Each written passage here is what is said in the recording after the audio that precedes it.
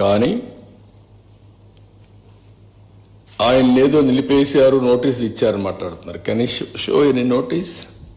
నేను స్ట్రైట్గా అడుగుతాను, నీకు నోటీసులు ఏమైనా ఇచ్చారా? నిన్ను వెళ్ళవద్దని ఎవరన్నా చెప్పారా? ఇస్తే చూపేయండి మీడియాకి. ఎందుకు అబద్ధాలు ప్రచారం చేస్తూ ప్రజల్ని మభ్యపెడుతూ ఇష్టానుసారంగా ప్రవర్తించడం ఇది సబబు కాదని. ఎందుకంటే ప్రజా జీవితంలో ఉండే మనందరం కొన్ని సాంప్రదాయాలు పాటించాలి. అందుకే నేను దీన్ని చాలా స్పష్టంగా అడుగుతున్నాను. ఇంకొక పక్కన సమాజంలో ఏ మతానికైనా కొన్ని సాంప్రదాయాలు ఉంటాయి, ఆచారాలు ఉంటాయి. ఎవరైనా సరే అక్కడికి పోవాలంటే గౌరవించి తీరవలసిందే. దేవుని యొక్క ఆచారాలు సాంప్రదాయాల కంటే వ్యక్తుల ప్రమేయం కానీ ఏ వ్యక్తి కానీ గొప్పవాడు కాదు. ఈ విషయం మనం గుర్తుపెట్టుకోవాల్సిన అవసరం ఉంది. దేవుడి ఆచారాలని, భక్తుల మనోభావాలను ప్రశ్నించేలా, ధిక్కరించేలాగా ఎవరూ ప్రవర్తించకూడదు. ఇప్పుడు కలియుగ వైకుంఠమైన తిరుమల వెంకటేశ్వర స్వామి హిందువులకి అతిపెద్ద పుణ్యక్షేత్రం. అది హిందువులకు అందరికీ ఒక దివ్యక్షేత్రం. ప్రతి ఒక్కరికి ఒక కోరిక, జీవితంలో ఒక్కసారైనా వెంకటేశ్వర స్వామి దగ్గరికి వెళ్ళి దర్శనం చేసుకొని మొక్కులు తీర్చుకోవాలి అనేది ప్రతి ఒక్కరి యొక్క కోరిక. ఇవన్నీ కూడా అది మన రాష్ట్రంలో ఉండడం తెలుగువారి అదృష్టం. అలాంటి భక్తులు అత్యంత పవిత్రంగా భావించే ఈ క్షేత్ర పవిత్రత కాపాడవలసిన బాధ్యత ప్రతి ఒక్కరిపైన ఉంది. అలాంటిది ఉన్నప్పుడు అక్కడ పోయినప్పుడు నియమాల్ని, ఆగమ శాస్త్రాల్ని, ఆచారాల్ని, నిబంధనల్ని తప్పనిసరిగా పాటించాలి. అలాంటి పాటించకపోతే కొందరి మనోభావాలు కూడా దెబ్బతినే పరిస్థితి వస్తుంది. అందుకే ఈరోజు అతను మాట్లాడిన మాటలు చూస్తే నేను వెళ్తాను, అవి కరెక్ట్ కాదు.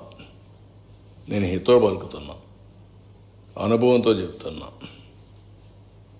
మీరు నేను ఇంత మునుపుడు పోయాను, నేను ఎందుకు పోకూడదంటే, ఇంత మునుపు మీరు రూల్ వైలేట్ చేస్తే మళ్ళీ చేయాలనా?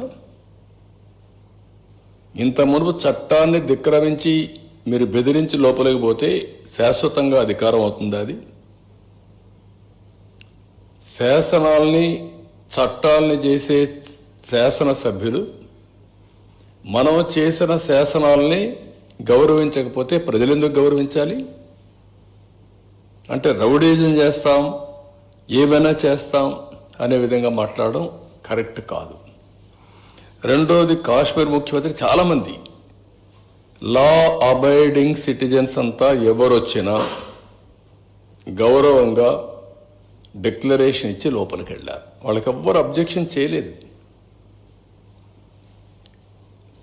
అదే మరిగా ఇప్పుడు మాట్లాడుతూ ఒక మాట మాట్లాడుతున్నాడు, నేను 4 గోడల మధ్య బైబిల్ ప్రాక్టీస్ చేస్తానని, బయటకు వెళ్తే హిందూ మతాన్ని గౌరవిస్తానని.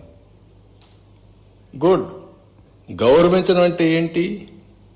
ఆ టెంపుల్కి పోయినప్పుడు ఆ టెంపుల్లో ఉండే సాంప్రదాయాల్ని పాటించడం, అక్కడుండే ఆచారాల్ని అమలు చేయడం, ఆ నియమాల్ని, నిబంధనల్ని తప్పకుండా ఉల్లంఘించకుండా పాటించడం అంటే మీరు వేరే మతాల్ని గౌరవించినట్టు. అట్లా కాకుండా నేను ఎప్పుడు ఇంతవరకు ఎవరు అడగలేదు, ఇప్పుడు ఎవరు అడుగుతారు నన్ను, ఇది కరెక్ట్ కాదు. అందుకనే ఈరోజు నేను అడుగుతున్నా, మీకు గౌరవం ఉంది, మీరే ఒప్పుకుంటున్నా, నేను బైబిల్ చదువుకుంటానని. నువ్వు బైబిల్ చదువుకున్నప్పుడు నువ్వు యాక్సెప్ట్ చేస్తున్నావు. యాక్సెప్ట్ చేసినప్పుడు తప్పు లేదు దాంట్లో. ఎందుకు ఇంట్లో రూమ్ అయినంత ద్వారా బయట కూడా చదువుకోవచ్చు. బట్ ఐఎమ్ సేయింగ్, ఎందుకు చర్చకి పోకూడదు? I'm asking straight question, don't mistake me. రాష్ట్రంలో ఉండే ప్రజలందరూ ఆలోచించాలి. నేను హిందూని, వెంకటేశ్వర స్వామి దగ్గరికి పోతాను, నేను ఓపెన్గానే పూజలు చేస్తాను. అదే మరి చర్చికి పోతాను, వాళ్ళ నియమాల్ని నిబంధనల్ని పాటిస్తాను. మసీదు పోతాను, వాళ్ళని గౌరవిస్తాను. మత సామరస్యాన్ని కాపాడుతాం, సొంత మతాన్ని ఆచరిస్తాం. There is nothing wrong in it. Why should we hide? ఎందుకు దాచిపెట్టుకోవాల్సి? నేను లోపల ఎందుకు చదవాలి? You can read outside, nothing wrong. నేను తప్పుపట్టడం లేదు. కానీ లోపల మాత్రం చేస్తాను, బయట మాత్రం చేయను, నాది మానవత్వం అని మాట్లాడుతున్నాను. నేను మానవత్వం ఏంటి? మత సామరస్యాన్ని కాపాడడం మానవత్వం కాదు. మీరేమంటున్నారు? నేను ఎప్పుడో చెప్పాను, పాబ్లో ఎస్కోబార్ అని. ఆ లీలల వల్ల, చేసిన అరాచకాల వల్ల ఒక్కొక్కటే బయట వస్తూ ఉంటే ఇవి కూడా జరుగుతాయా అని మీకు ఆశ్చర్యం లేదు?